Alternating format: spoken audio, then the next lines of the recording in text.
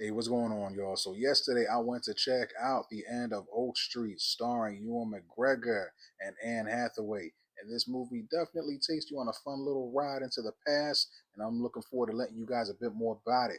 With that being said, this is El Camino, and welcome to my Flick Report. Okay, so Greg and Denise, played by Ewan McGregor and Anne Hathaway, are husband and wife, with two kids by the name of Audrey and Brian. This movie takes place in 1982 in a fictional Detroit suburb. On this one night, a huge storm takes place and a large flash comes on their neighborhood. And yeah, that flash causes that part of the neighborhood to go back well over 100 million years into the past, into the Mesozoic era, where there's nothing but dinosaurs. Unbeknownst to them at the time, but they are soon to find out.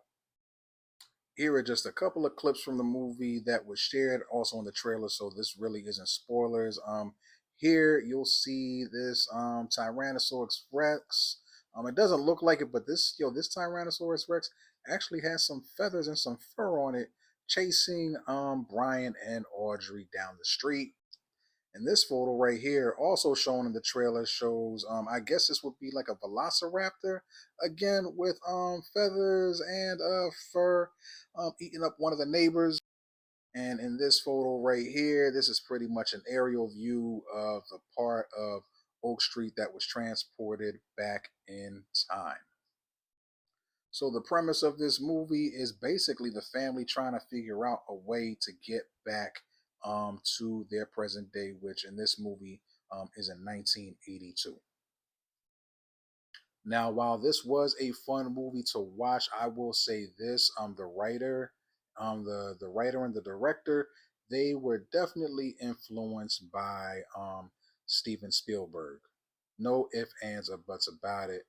From the timeline when this movie took place, the way the way the actors were, the way the characters were portrayed in this movie, and even the dinosaurs. The one thing that I saw, the one thing that's different about these dinosaurs is the following. If we're going by what paleontologists knew back in the 80s about dinosaurs versus what they know now, the dinosaurs portrayed in this movie would not be looking the way that they did. An example would be, you know how in Jurassic Park, the dinosaurs that that were computer generated and stuff was based on knowledge back then, and like yeah, like you they say how poultry like chickens and ducks and all of that are descended from dinosaurs.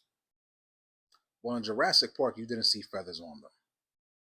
But in this movie right here, you see feathers and fur and all kinds of stuff. So I personally could have done without that.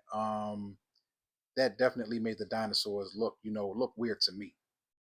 And the sounds that the dinosaurs were making were sounded like prehistoric chickens as well.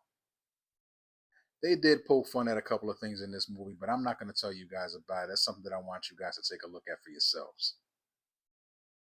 While this was a fun movie to watch, you can definitely poke holes at some of the things that took place in this movie. Now, is this a movie that I'm telling you that you have to go run out and see?